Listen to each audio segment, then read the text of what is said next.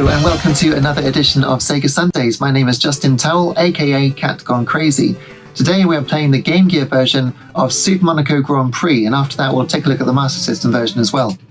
So before we start, usually it skips to the demo as you've seen very quickly, but if you press start here and leave it on this screen, it sounds like the music's going to loop, but actually it doesn't. It goes through to the extended version of the track, which is like the one on the Sega Mega Drive.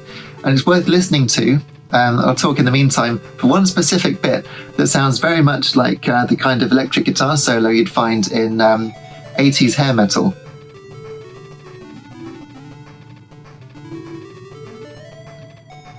I don't think this bit so much, but right at the end, it's kind of Bill and Ted. And I love the sound chip in the Game Gear. It sounds fantastic. This is actually the Analogue Pocket using FPGA, but it is a real copy of the game, a real cartridge.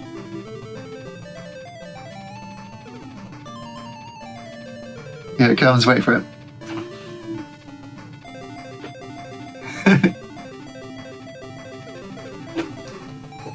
Awesome, so good. Right, okay, so let's have a go at this. We've got Grand Prix or Free Practice, and we'll go to the settings screen. Now, is it the B button? Yes, okay. So I'm using a Sega USB 3-button Mega Drive controller, and I think it's set up the other way around from what the Game Gear is. The 1 button and the 2 buttons with A and B. But never mind, so we're going to go for... I will go for soft tyres for the first race, and we'll go for the Vapor V8 engine. The lorry is the fastest accelerating, the slowest top speed, and it goes through to the Firenze, which is the opposite. And we'll do automatic as well. Right, let's start. Yeah, the buttons are definitely the other way around. So there is some pseudo-scaling at the side of the track, and actually it's occurred to me that the scaling is pretty good. I mean, it's running at 60 frames a second for a start, which is really good for a racing game. There's the occasional hint of slowdown, but the game very cleverly doesn't give you other cars to race against just one at a time. So every 5 seconds or so when you're at top speed, there's another one, a car comes along. If you touch the side of them, just bang wheels, there's quite a nice collision there, like that. It's pretty good. If you hit the back of them, then it just saps your speed. There's no actual proper crashing unless you go off the track and hit one of the chevrons at the side, in which case it puts you into a spin. But you can't actually spin on the corners. You see, I'm just in that sliding animation, that one. And it will just do that as long as you can stay on the road, basically. You can use the side of the track to slow down. And it's worth noting that I do have frame blend on the Analogue Pocket's OS. So although it is being a Game Gear, it is interpolating frames. Because the Game Gear itself is very, very blurry on a real Game Gear. Even the Majesco Game Gear, which I did used to have, but I sold recently. The screen refresh rate...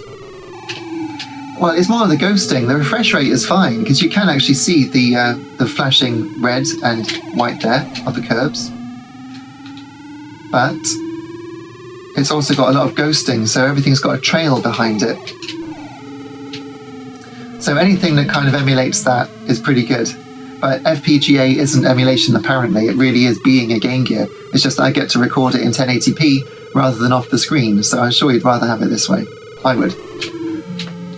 So that's what happens if you hit the back of the car. I worked out when I was a kid, you can finish the first lap 9th and the second lap 5th, and you're on track for the win. So I am going to win this race.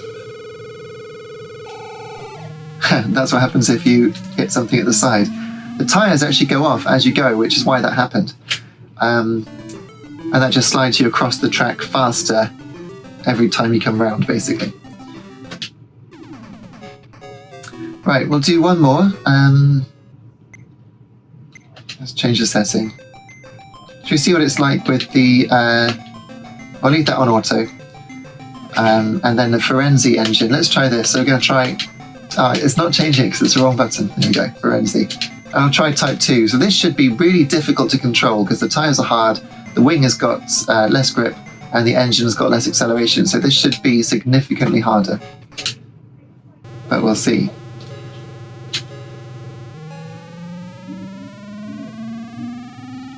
To be honest, the acceleration seems fine, but there's not much grip. Now, with soft tyres, this track is actually extremely quick. But it's difficult. Okay, might not win this one. And it's cool that the setup choice does actually affect it. For an 8-bit racing game, it's pretty good. Right, now this bit is usually flat out.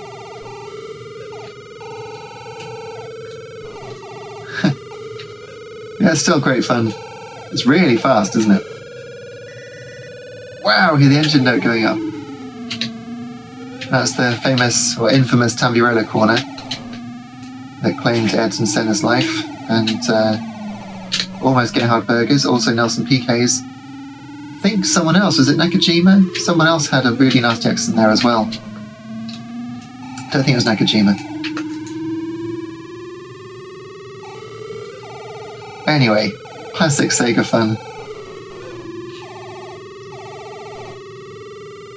And the tyres are going off.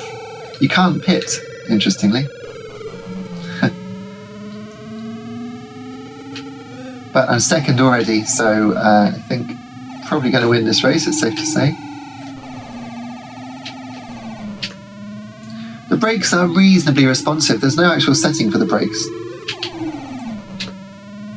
But I was able to get back onto the track there. It's advertising a Game Gear at the side with the 3 colours, because the colour screen on the Game Gear was a real selling point. Just choose 3 batteries, that was the only thing. Lovely. Right, okay, so I think we're going to switch over now to the Master System version using an adapter. So here we go. This is the Master System version, which you could actually play on a Game Gear. Here we go. If you had the Master System converter. This is not the official Master System converter, but it is one. So we've got the Master System cartridge going into a Game Gear Master System converter, going into a Game Gear converter for the Analogue Pocket. So let's just try Grand Prix mode. There we are. You have to put your name in at the start. So already it's different. And a different intro as well. Machine set, and you get a test run as well, which you don't on the Game Gear. So the Game Gear is set up to be much more immediate. It's got more options for the speed, so I'm going to go for... I wonder what the 3-speed is like, actually. I've never tried the 3-speed, so let's try that. Type 3, wing, and the Lizzie again. Tyres, and it's got middle as well, and super softs. Fascinating. The car there looked a bit like a Lotus, but with the wrong colour scheme. Anyway, let's do the Grand Prix. So, it's split screen. And it's only split screen, which is really fascinating. Okay, so I'm changing gear by pressing the button.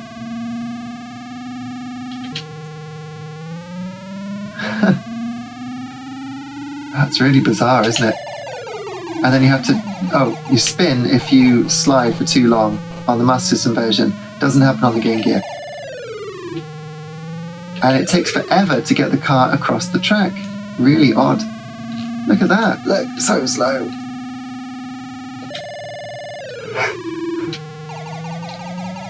So just when it starts to slide round, that's when you've got to let off the steering. Otherwise you spin. And it suddenly kicks up there, doesn't it, the revs?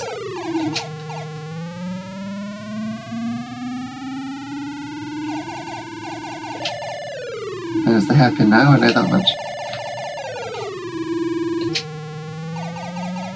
Let's see what the speed does.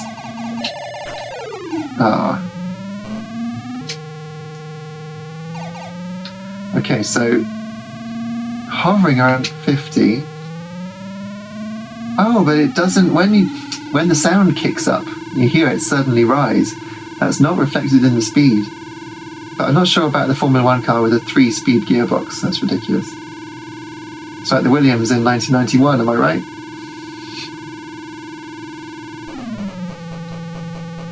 Seems to be different collision detection as well compared to the Game Gear going over the curbs.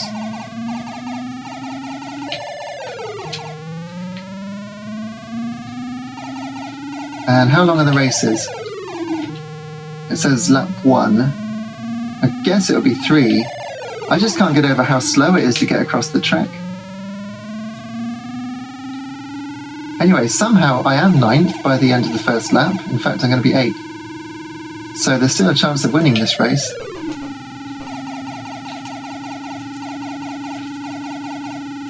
It's advertising the Sega Mega Drive at the side. Now the computer is still on the last corner, so I'm quite a way ahead, you can see on the track map. And he's just stopped for some reason. Jamming the car into first gear is effective at slowing it down.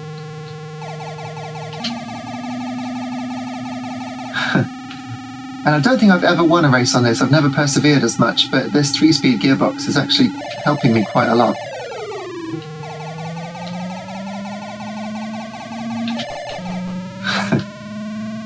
So very bright colours. It does run at 60 frames a second, which is what actually a lot of Master System games did. It's not the kind of machine that had 30 frames a second.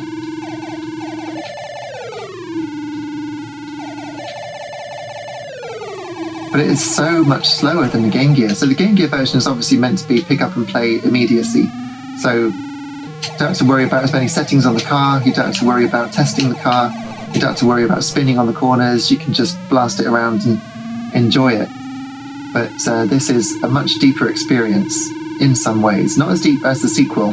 The 8-bit version of Super Monaco Grand Prix 2 is commendably deep. You really feel like you're racing Senna in that game, which I think we'll come to with another edition of Sega Sundays. Anyway, for now I'm up to 4th at the end of the back straight. Let's see if I can... No, I can't. Get back on. Come on, get back on. So the tyres do go off, but there's no option to pit. Instead, the car just gets increasingly less willing to turn.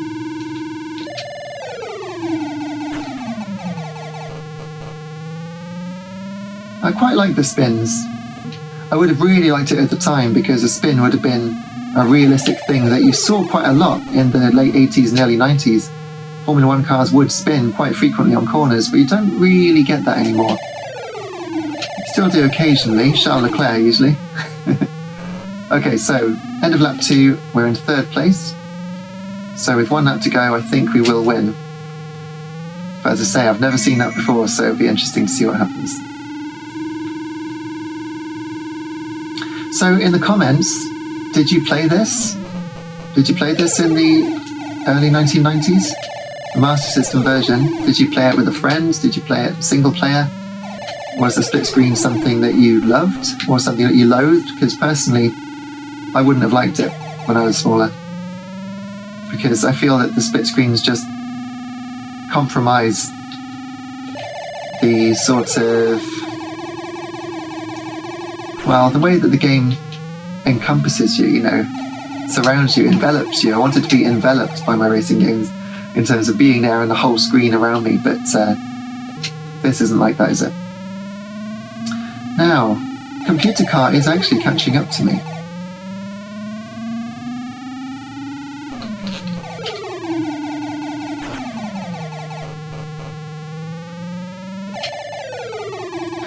First gear for the hairpin. Another spin. Oh no, he has caught me.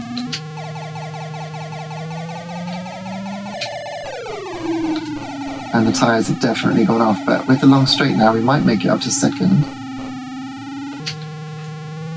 Because it was there or thereabouts, wasn't it? Let's see.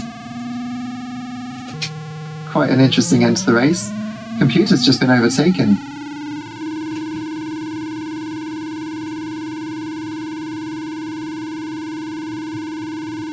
So then we're up to 2nd. Still quite a lot of straight to catch up to 1st, so...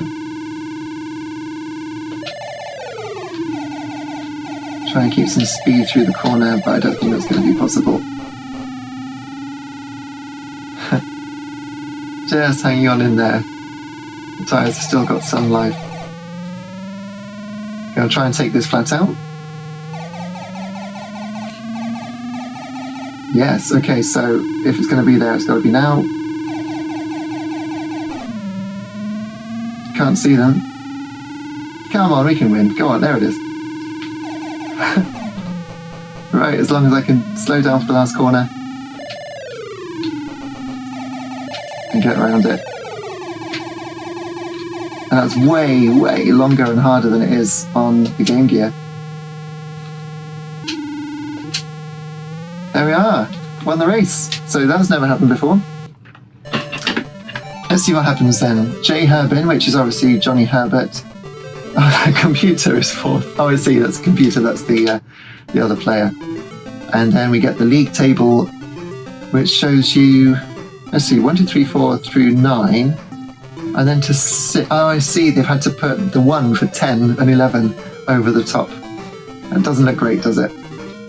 A Picos is going to be Prost. Right. And we scroll down to the bottom by pressing the button. Alright, there we are. On to race number 2, San Marino. So that was quite interesting, I think. I enjoyed playing both versions. I still prefer the Game Gear version because it was my first ever Sega game.